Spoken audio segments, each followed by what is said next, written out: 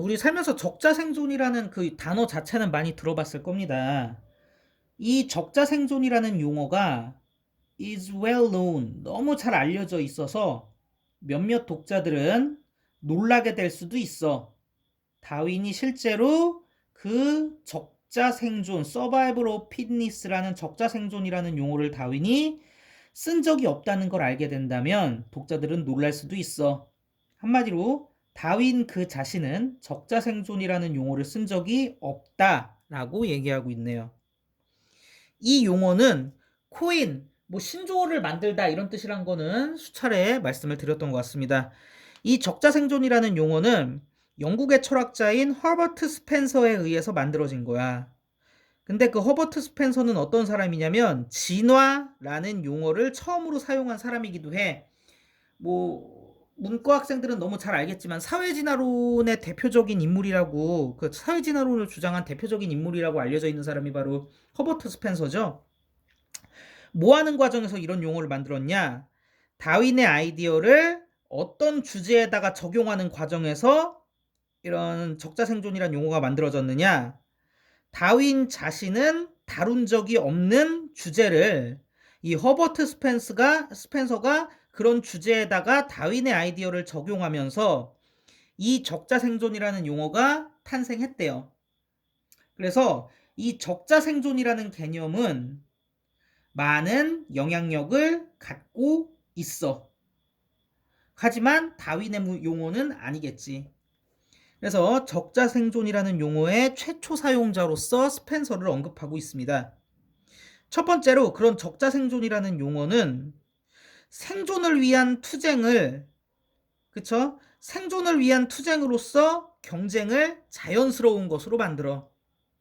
그러니까 모든 경쟁은 생존을 위한 투쟁의 일부로서 정당화되고 있어. 그래서 적자생존이 미친 영향력 첫 번째 뭐예요? 경쟁을 정당화하고 있어. 이 과정에서 적자생존이라는 용어는 애초에 다윈의 아이디어에서 좀 벗어나게 됐어. 우회하다, 벗어나다 이런 뜻입니다. 유기체는 사실 다윈의 관점에서 봤을 때 유기체, 생명체라는 거는 스펜서가 말하는 이런 방식으로 의식적으로 투쟁을 하는 게 아니야. 생명체들은 알지도 못해. 뭐를 알지도 못해요? 돌연변이란 게 진짜로 일어나는지 어떤지를 알지도 못해.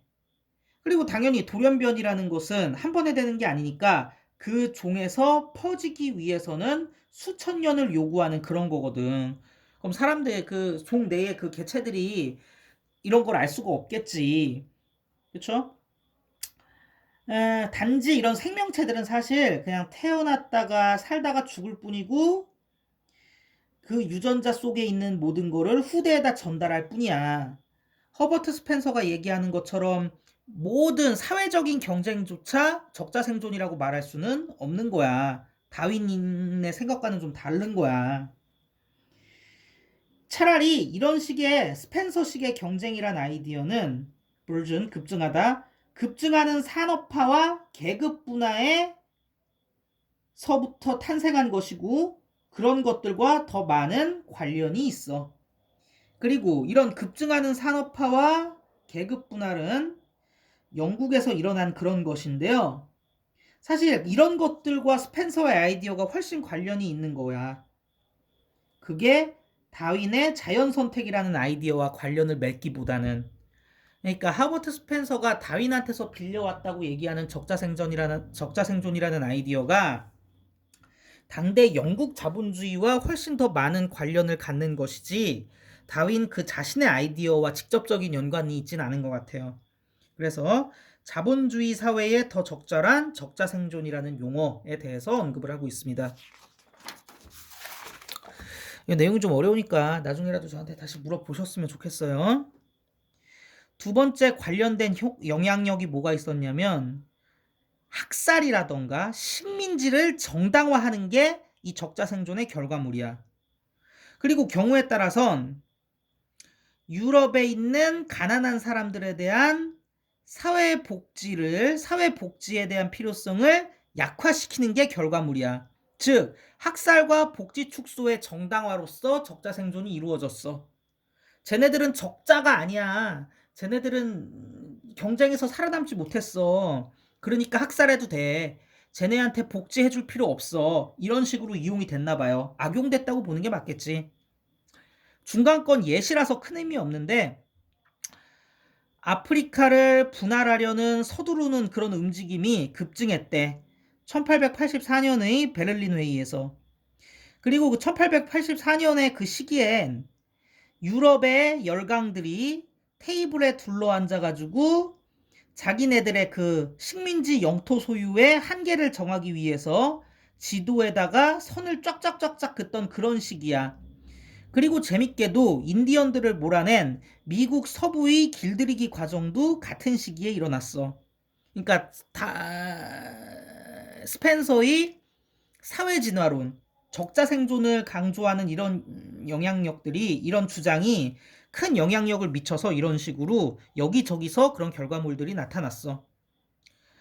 어떤 사람들이 대부분의 자원을 가진 백인들만큼 잘 살지 못한다는 이 사실이 뭐로 여겨졌냐? 증거로 여겨졌어. 못 사는 사람들이 이렇게 적자 생존에 적절하지 않고 뭔가 더 나은 대우나 복지를 받을 자격도 없다는 것을 정당화하는 그런 증거로서 받아들여졌어. 이런 식의 사회적 다윈주의는 뭘 도왔냐? 인종 간의 격차를 자연스러운 것으로 정의하는 걸 도와버렸어. 그리고 이런 인종 간의 격차들은 과학적 담론을 통해서 만들어졌고 그리고 분류되기도 했던 것이죠. 그래서 최종적으로 사회 다윈주의는 뭘 하고 있습니까? 여러 가지 불평등을 정당화하는 식으로 악용됐다. 다윈은 사실 그런 식으로 주장한 적이 없는데 이런 얘기를 하고 있는 걸로 보시면 될 것 같고요.